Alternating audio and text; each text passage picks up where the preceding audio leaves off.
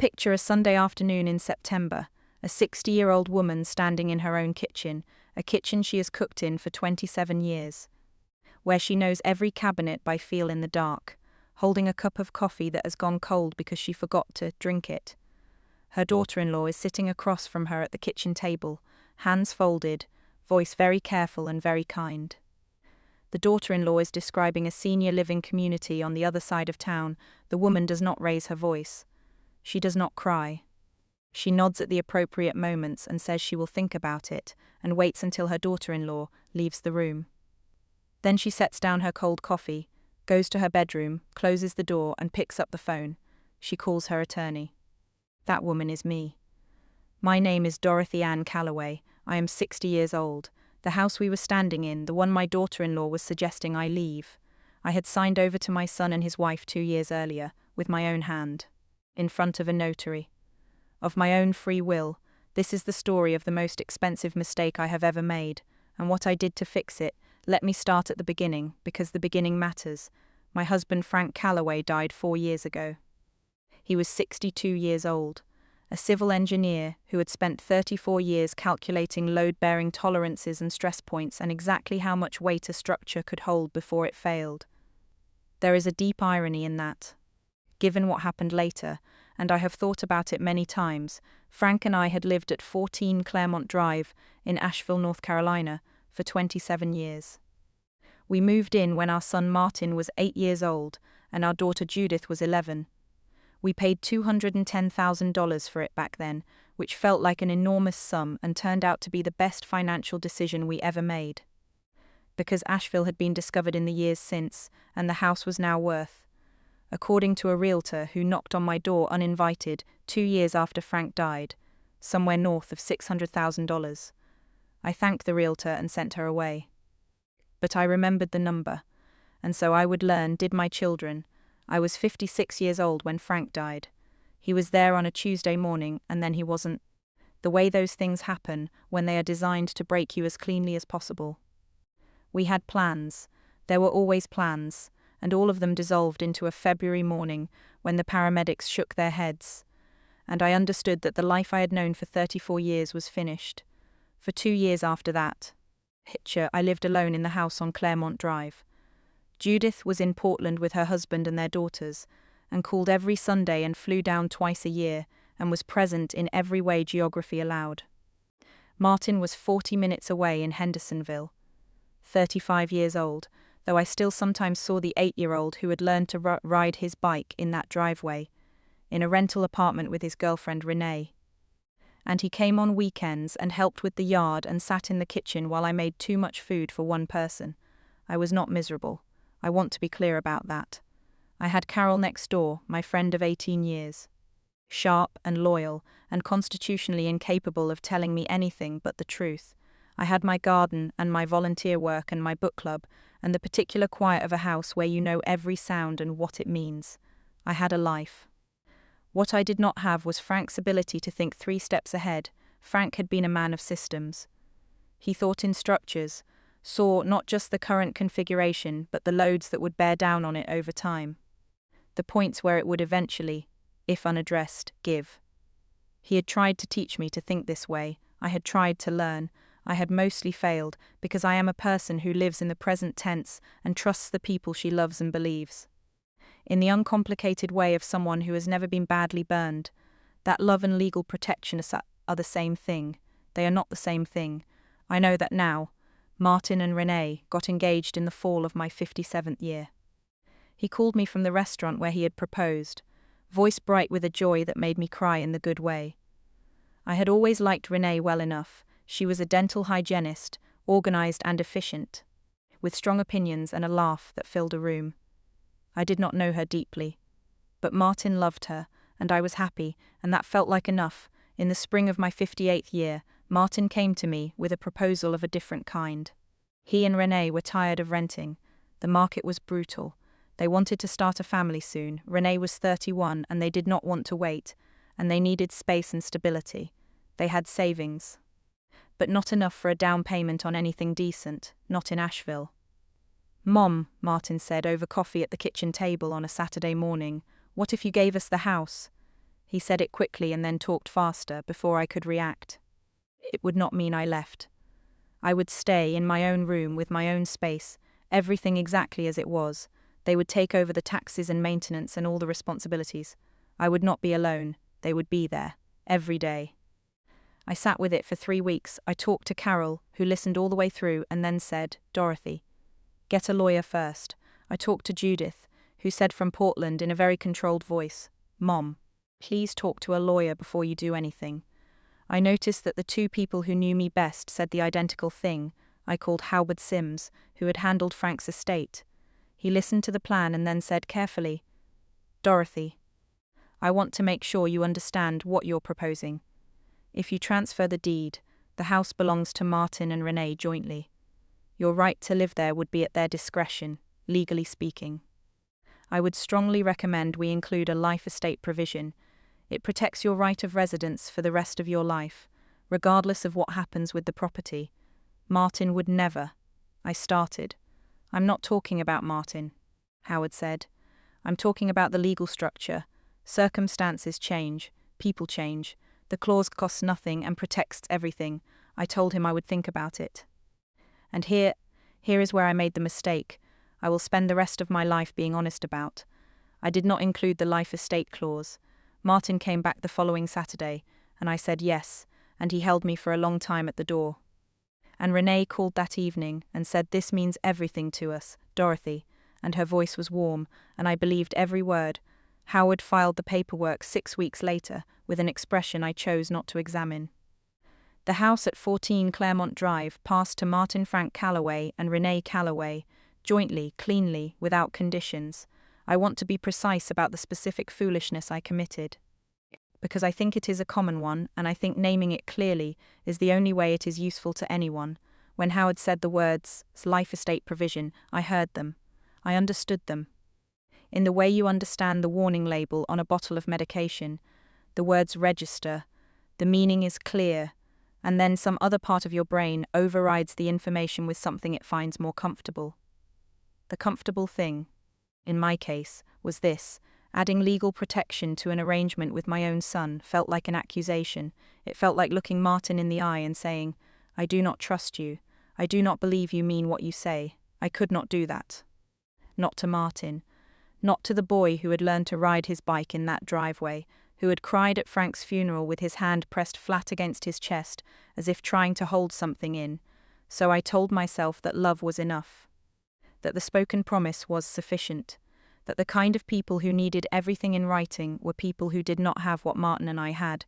Frank would have said, "Dorothy, every bridge I have ever built has been held up by steel. Not by the goodwill of the people crossing it." He would have been right.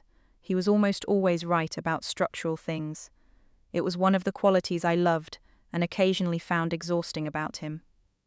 I did not think about any of this on the morning I signed the deed. I thought about Martin's face when he had called me from the restaurant. I thought about grandchildren running through the backyard the way the children once had. I thought about not being alone in the house anymore, not lying awake at 3 a.m, listening to the particular silence of a house that was built for 4 and is now holding 1. I signed. Howard filed. The house passed to Martin and Renee, and for a full year everything I had imagined was exactly what I got. That was 2 years ago. What I am about to tell you took 18 months to develop. Then it happened all at once. The first year was genuinely good. I want to say that because this is not a simple story and Renee is not a simple person, and it would be dishonest to pretend the warning signs were there from day 1. They moved in 2 months after the wedding. Renee repainted the guest room, my room a soft sage green I actually liked. Martin fixed the back gate that had been sticking since Frank died and painted the porch steps, and came home from the hardware store one Saturday with a new garden hose and spent the afternoon on Frank's roses with a cheerfulness that made something loosen in my chest. We shared dinners most evenings. Renee cooked several nights a week and I cooked the others, and we reached the careful accommodations of people trying sincerely to make something work.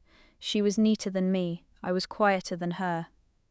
We navigated each other's rhythms with genuine goodwill. Then Renee got pregnant. She was 32 when Cooper was born in January, a boy perfect and red-faced and astonishing.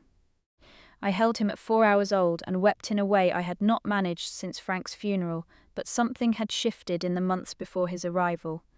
I felt it before I could name it. Renee began to speak about the house differently, not our house. Not even the house, but in a tone that carried ownership the way a key carries weight, small things. The living room was repainted a grey I did not choose and was not consulted about. Frank's study, his books, his desk, the shelves he had built himself over 3 weekends, was identified as the better nursery location. I came home one Wednesday to find a nursery furniture catalogue on the kitchen table, opened, with sticky notes on the study door. I said nothing. I went to my room. Frank's study was cleared the following month. His bookshelves went to the garage, his desk went to a donation centre, the room became yellow walls and a mobile of cloth stars. I packed the things I could salvage into boxes and told myself this was what making room for new life looked like and tried to believe it. The baby came. 6 weeks of softness followed. All of us tired, all of us focused on Cooper. No room for anything else. Then Renee's mother Sylvia arrived from Phoenix. She came for 2 weeks to help with the baby.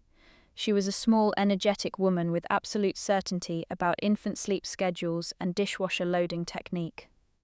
2 weeks became 4. 4 became 6. The kitchen, which I had cooked in for 27 years, began to feel like somewhere I was visiting.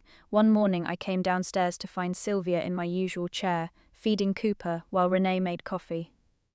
The 3 of them, mother, daughter, grandchild, were a complete picture. Renee looked up when she noticed me in the doorway. "Oh, Dorothy," she said. "Morning, coffee's almost ready." The O was small, a tiny sound. But it carried in it the surprise of someone who had, for a moment, forgotten I lived there. I took my coffee upstairs. I want to describe what it is like to become a guest in your own home. Because I think people who have not experienced it underestimate how fast it happens and how quietly. It is not one large moment, it is 100 small calibrations. You start listening at your bedroom door before you go downstairs. Reading the sounds of the kitchen to determine if it is a good moment to appear, you become expert at moods, the weather of the household hour by hour. You open the refrigerator with a slight hesitation, because it was reorganized in a way that made clear it belongs to someone else now. You monitor how much space you take, how much noise, how visible you allow your own life to be. I had run that household for 27 years. I had known where every light switch was in the dark. Now I listened at my door before breakfast. 3 days after the kitchen doorway moment, Renee knocked on my bedroom door. She sat in the chair by my window, Frank's armchair, the one thing I had rescued from the study, and folded her hands in her lap with the careful posture of someone who has rehearsed what they are about to say. "Dorothy," she said. "Martin and I have been talking." I waited. "With the baby and everything being so hectic, we think it might be better for everyone if you had your own space, somewhere truly independent. There's a lovely community on Miller Road. It's not a nursing home at all, more like private apartments, very active residents, beautiful garden plots." "Renee," I said. She stopped. "This is my house," I said. Something moved across her face. Quickly. "It's in Martin's name," she said, "and mine. You know that, Dorothy." I did know that. I had signed the papers myself. "There's no rush," she said, standing. "I just think the baby needs a settled environment, and honestly, you'd be so much happier somewhere that's truly yours." She paused at the door.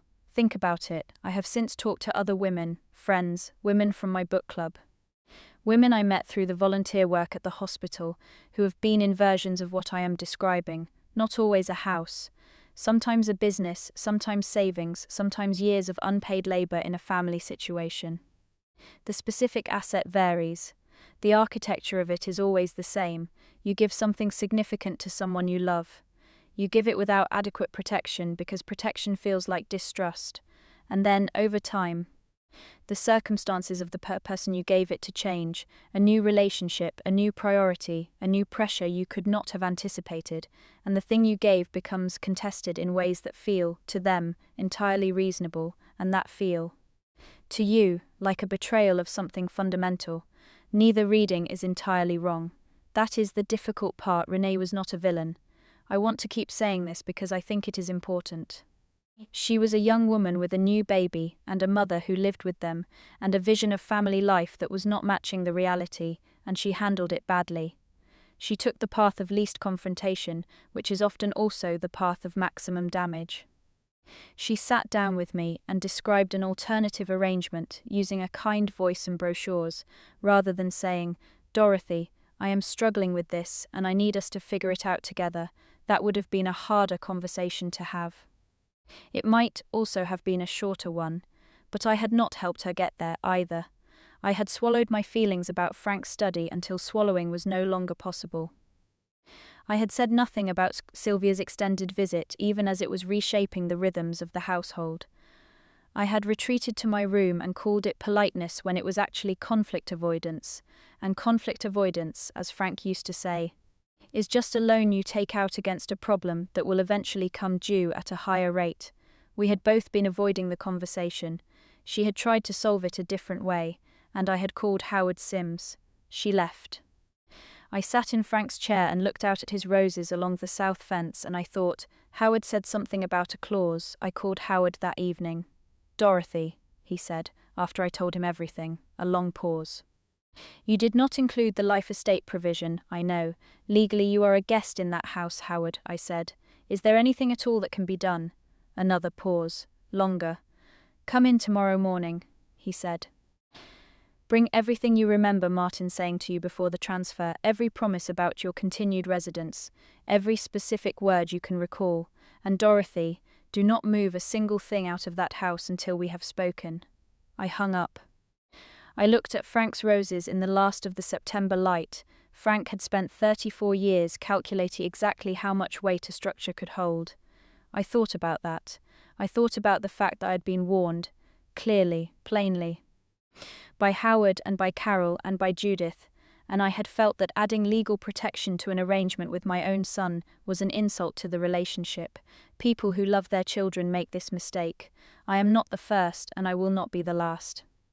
But sitting in that chair, I understood something Frank had tried to tell me in 34 years of marriage. A structure does not fail because the people inside it stopped loving each other. It fails because nobody reinforced the joints. Howard's office was quiet in the way of rooms where serious things are handled seriously. I sat across from his desk at 9 in the morning and told him everything. The study, Sylvia, the kitchen doorway, the chair by the window. The word senior living community, spoken in the careful voice of someone who has already decided. Howard listened without expression and made notes in his small, precise handwriting. When I finished, he set down his pen. "Your legal position is not strong," he said. "The transfer was clean. No conditions, no clauses, no retained rights. You have no formal claim of residence, I understand," I said. However, he leaned forward slightly. "That is not the complete picture. What we have here is a potential claim of promissory estoppel, an oral agreement you relied upon to your detriment." He explained it carefully. Before the transfer, Martin had made specific representations. I would live there permanently. They would be there every day. My room, my space, everything exactly as it was. I had relied on those representations, had not sought alternative housing, had not rented, had not purchased, had signed away a $600. Zero asset based on those explicit promises. If we can establish that you transferred the property in direct reliance on Martin's promises of permanent residence, Howard said, we have grounds to argue that the transfer carried implied conditions. It is not a certainty. Oral agreements involving real estate are always difficult. But I believe we have enough to open a conversation. What does opening a conversation look like? I asked. He opened his desk drawer and produced a yellow legal pad. It looks like a letter, he said. Howard drafted it that afternoon, 3 pages. Measured language that was, underneath its courtesy, a very serious thing. It documented Martin's representations before the transfer. It documented my reliance on those representations. It used terms like equitable interest and unjust enrichment and detrimental reliance. It requested a written response within 14 days. I drove home and said nothing to anyone. The letter arrived by certified mail 3 days later. I was in the garden on Saturday morning when Martin came to find me. I was deadheading Frank's roses, cut just above the first set of 5 leaves, at an angle, so the water runs off, the way Frank had shown me the first spring we had the house. I heard the back door and straightened and turned. Martin was standing on the porch steps holding the envelope. His face was not angry. It was something harder to read than anger, something that had closed down, the way faces do when a person is processing something they did not see coming. "Mom," he said. "Come sit with me," I said. We sat on the cedar bench Frank had built the summer before he retired. Martin held the letter. He did not open it. He had clearly already opened it. "I didn't know you'd done this," he said. "I know you didn't." "Rennie is," he stopped. "This is going to be hard, Mom." "Yes," I said. "It is." We sat quietly. A bird moved through the rose canes. The neighbor's dog barked once and went silent. "She asked you to leave," Martin said. "She described the Miller Road community," I said. "Yes." He pressed both hands over his face, the gesture he has made since he was a teenager when something exceeds what he knows how to handle. "I didn't tell her to do that. I need you to know that. I believe you," I said, and I did completely. "But Mom," he looked at the envelope, "a legal letter. Against me and Renee. It is a letter asking for a conversation," I said. "That is all it is right now." Another long silence. "What do you actually want?" he said.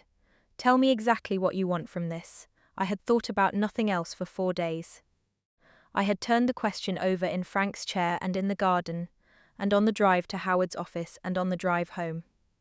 I had looked at the roses along the south fence and at the crayon marks Frank had made on the hallway doorframe one silly afternoon, measuring himself and the children. Marks that were still there because nobody had painted over them because I had never let anyone. "I want what you promised me," I said. "My room, my right to be here. The assurance that I will never again be sat down and handed a brochure for a place to go and quietly die.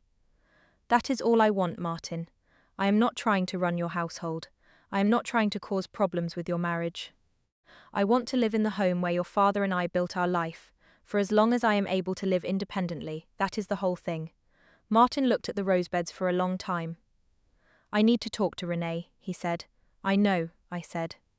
I have replayed that conversation on the porch bench many times since. The way Martin held the letter, the way he said I didn't tell her to do that, not a defense of Renee exactly, but a clarification of himself. The way he asked me what I actually wanted, as if the answer might surprise him, as if the possibility existed that what I wanted was complicated or unreasonable. It wasn't complicated. It wasn't unreasonable. I wanted my room and my right to be there, and the assurance that I would not again be handed a brochure and a kind voice and an exit. That was the whole of it. I think Martin had known this. I think somewhere in the months of small calibrations and closed doors. He had understood what was happening in his household, and had not known how to address it, which is a different thing from not caring. Martin has always been slow to conflict in the way that people are slow to conflict when they love two people who are in tension with each other, and cannot find a way to be fair to both without failing one. The letter from Howard had made the choice unavoidable. That, more than anything, was what it did. Not the legal argument, though Howard believed in the legal argument, but the forcing of a moment where the avoidance was no longer possible. Where Martin had to decide, clearly and on record, what he believed about the arrangement he had made with his mother, he decided correctly. I will say that plainly, and without qualification. He sat on the porch with me, and he asked what I wanted, and he listened to the answer, and 4 days later he handed me a piece of paper with the roses, written in his own handwriting at the bottom. That is who my son is. When he is being the person Frank raised him to be. I am grateful for that. I am also aware that without Howard's letter I do not know if we ever get there. Some decisions require the forcing of a moment. Some structures require the external load to reveal where the reinforcement was needed all along. He went inside. I turned back to the roses and picked up my pruning shears and kept working. Because Frank always said the garden was the best teacher he knew. It does not wait for you to finish your feelings, and neither does anything that is alive. What happened in the 4 days between Martin going inside and what I am about to describe is not entirely mine to tell. I was not in most of those rooms. I heard, through walls and closed doors, the particular music of a marriage working something out, the rise and fall of voices, the silences between them that are sometimes louder than the words. I heard Martin's voice low and steady, and Renee's not low. I heard, on the second night, what I thought was crying, and I did not go out. I stayed in my room more than usual. Carol came over on Tuesday, and I made tea and told her everything, and when I finished she set down her cup and said, "I told you to get a lawyer first." I said, I know, Carol. She said, I want that on the record. I said, it is very much on the record, Carol. She stayed for 2 hours and did not say another word about it, which is exactly the kind of friend she is. On Thursday morning, Martin knocked on my door. He sat in Frank's chair, the same chair Renee had sat in, and set a piece of paper on the edge of my bed. Read this, he said. It was handwritten. Not a formal document, the shape of one, the outline of terms. A life estate, to be drawn up jointly by Howard and the attorney Martin and Renee had retained. My right to reside at 14 Claremont Drive for the remainder of my natural life, protected and recorded. My room to remain mine. Full access to all common areas. And at the bottom, in Martin's own handwriting, a line that had not come from any attorney. The roses along the south fence to be maintained. I looked at that line for a long time. Martin, I said, I'm sorry, Mum. He said it straight, no preamble. I should have been there when Renee talked to you. I should have stopped it before it got to certified mail. I wasn't paying attention the way I should have been, and I'm sorry. Yes, I said. You should have been there. He nodded. He did not make excuses, and I did not ask for more than what he gave, because Martin has always been, at his core, an honest person. He gets that from Frank. Is Renee. She is not happy, he said plainly. I'm not going to tell you she is. She had a picture of what things would look like, and it is different from the reality, and she is adjusting. That is going to take time. But this, he gestured at the paper, this is real. This is both of us. I told him I needed Howard to review it before I signed anything. Of course, he said. Howard reviewed the proposed terms the following day and found them sound. He added 2 provisions, a mediation clause for future disputes, and language specifying that my right of residence would survive any sale or transfer of the property to a third party. Martin's attorney agreed to both immediately, without negotiation. That tells me something, Howard said, about how seriously your son is taking this.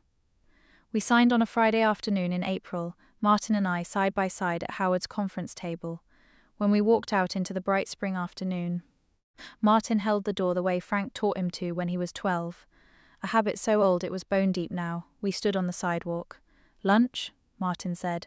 You are buying, I said. He smiled. The first real smile I had seen from him in 3 weeks. We went to a diner around the corner and ordered too much food and talked about his work and about Cooper, who had just discovered his own feet at 14 weeks old and found them genuinely astonishing, and about Portugal, which he and Renee were planning to visit when Cooper was older. It was an ordinary lunch between a mother and her son. It was one of the best hours I had had since Frank died. Renee and I did not speak directly for 2 weeks after the signing. We moved around each other in the house with the deliberate courtesy of people who are choosing, consciously, to be civil while other things settle. It was effortful. But civility is sometimes the scaffolding that holds a structure up while the actual repairs are made, and I had learned to respect scaffolding. She came to my room on a Sunday evening in May. Cooper was asleep. Martin was in the living room. Renee knocked on my open door and stood in the doorway with her arms folded across her chest, which I had learned was what she looked like when she was making herself do something hard. I want to say something, she said. All right, I said. I handled it badly, no preamble, no softening. I had an idea of how things would be here, and they weren't that way, and instead of talking about it, I tried to manage it. That was wrong, and I'm sorry, Dorothy. It was not a complete apology. It explained more than it needed to and left things out. But it was real, and it cost her something, and I could see that clearly. I accept that, I said, and I owe you one of my own. I should have said something about Frank's study before it was too late. I held things inside that I should have said out loud. That was my part in this. She nodded, small and quick. Cooper needs his grandmother, she said quietly. I know, I said, and I intend to be here. She left. I sat in Frank's chair in the May evening and thought about what Frank would have said. He would have said something about load-bearing walls and the difference between a crack and a collapse. And he would have been right, and I would have told him he was being very literal about a human situation. And he would have said, that was the point, it is October now. Cooper is 9 months old and has recently discovered that my reading glasses come off my face, which he finds endlessly fascinating. He removes them, examines them with the gravity of a scientist, and puts them in his mouth. Every time is new. Every time I find it extraordinary. This is one of the gifts of grandchildren. The reminder that the ordinary world is astonishing if you are encountering it for the first time. Martin comes home in the evenings and finds us in the garden most days. Cooper on a blanket in the grass, me beside him, both of us watching whatever he has decided is worth watching. A beetle, a falling leaf. The light through the rose canes along the south fence. Frank's roses had an extraordinary bloom this year. Carol says it was the mild winter. I think it was something else. Renee and I have dinner together on Tuesday evenings now, just the two of us. While Martin's Cooper down, it started by accident. Martin had a work call. Renee and I ended up at the kitchen table with pasta and nowhere else to be. And then it happened again the next week and the week after that, without either of us deciding anything. We are not close in the way of greeting cards. We are two women who love the same man and the same child, and who have chosen, with clear eyes and genuine effort, to build something workable. That is more honest and more durable, I think, than warmth that is performed rather than felt. Judith came, last month, from Portland. She held Cooper for 45 minutes before anyone else could have him, and walked through every room of the house with the attention of someone checking to see if it still knows her. She paused at the nursery doorway. Frank's study, and I saw what crossed her face and said nothing. Later we sat on the cedar porch bench in the October afternoon and Judith put her hand over mine. Dad would have said something about load-bearing, she said. He would have, I agreed. He would have been very proud of you, she said, for not leaving. I called Howard the week after everything was settled, not about legal matters, just to tell him it had worked out. He was quiet for a moment and then he said, Dorothy, for what it's worth, you handled it exactly right. Once you decided to handle it, I should have listened to you the first time, I said. Yes, he said, you should have. A pause. Most people don't call me back to say thank you. Most people, I said, didn't have Frank Calloway reminding them their whole lives that you always say thank you to the people who do good work. He laughed. It was a good sound. I want to say something directly to anyone listening to this, who is thinking about doing what I did, about signing something over, about making a legal arrangement based on love and spoken promises, and the absolute certainty that the person you are trusting would never get the paperwork, get the clause, get the protection written down and filed and recorded before you sign anything. Not because the people you love are untrustworthy, not because love is insufficient, but because love does not file with the county recorder's office. And life applies forces to structures that nobody anticipated, and Frank spent 34 years teaching me that the joints are where everything either holds or fails. Get the clause. I am 60 years old. I live at 14 Claremont Drive in Asheville, North Carolina. My name is on a life estate filed with the county recorder, and Cooper thinks my reading glasses are the most interesting object in the world, and Frank's roses are blooming along the south fence.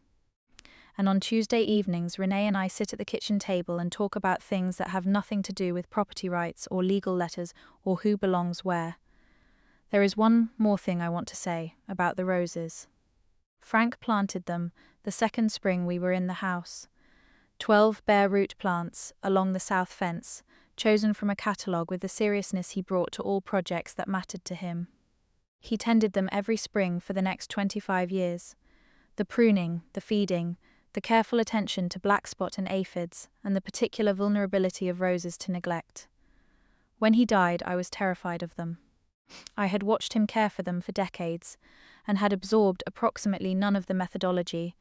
I killed 3 of them the first year, not from malice, from not knowing what I was doing, from trying to apply logic where practice was required. But I kept going. I found his notes. He had kept notes, of course, in a small green notebook in the study, specific to each plant, what it needed and when. I followed the notes. I made mistakes and corrected them. The roses came back. When Martin wrote that line at the bottom of his handwritten proposal, the roses along the south fence to be maintained, I did not say anything about it at the time. But that night, after he had gone, I sat in Frank's chair and held the paper and looked at those words and understood that my son had not forgotten what the roses were. He knew. He had always known. He had just needed to be reminded to act like it. That is what I am trying to say about all of this. Not that the people we love are reliable. They are not always, and neither are we.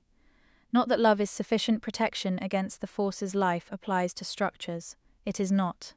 And Howard Sims was right, and I should have listened to him. What I am trying to say is that the structure can hold, if you are willing to do the work of reinforcing it, even after the cracks appear, even after the certified letter, even after the kitchen doorway and the cold coffee and the brochures for the Miller Road community. The structure can hold. Frank built things to last. I think he would have been quietly, characteristically satisfied to find that the same was true of the family he built. I turned 60 this year. Not a birthday I had thought much about, the way you stop thinking hard about birthdays after a certain point and they simply arrive. Martin and Renee and Judith. She flew down from Portland, arranged a dinner in the backyard on a warm evening in August. Carol came, and Howard and his wife and a few people from the book club. Cooper was there, passed from arm to arm, accepting the admiration of a room full of adults, with the calm satisfaction of a person who has never been led to believe he is anything other than delightful. He grabbed my reading glasses twice. I let him have them both times. Frank's roses were in their second bloom of the summer. In the evening light along the south fence, they were the colour of something you would not quite believe if you saw it in a painting. Martin gave a small speech. He is not, as I have said, a man for speeches, and it showed. He lost his place twice and made a joke about it and found his place again. He talked about Frank, he talked about the house. He said something at the end that I have been turning over ever since. He said, "Mom always said Dad could see 3 steps ahead of any situation. I think what I've learned this year is that she was selling herself short. She can too. She just needed someone to be wrong enough to make it necessary." There was laughter. Good laughter, the kind that means everyone in the room understood something true at the same moment. I looked at the roses. I thought about Frank. I thought, yes, that is more or less exactly right. Judith called me the week after the documents were signed from Portland and listened to the whole story without interrupting. When I finished, she said, "Mom, just that. Then, you didn't get the clause." I said, "I know, Judith," she said. "Carol told you, I told you, Howard told you." I said, "Everyone told me, and everyone was right, and here we are." She said, "Are you okay?" And I said, "Yes, I am better than okay. I am 60 years old in my own home with Frank's roses in the garden, and my grandson thinks my glasses are a toy, and your brother sat on the porch with me and chose correctly when it mattered. I am exactly okay." She was quiet for a moment. Then she said, "Dad would have said the joint held, he would have." I said, "Probably with a diagram." She laughed, I laughed. It was the kind of laughter that has grief inside it and joy around the edges, and is for that reason truer than either one alone. I am home the structure held, that is everything.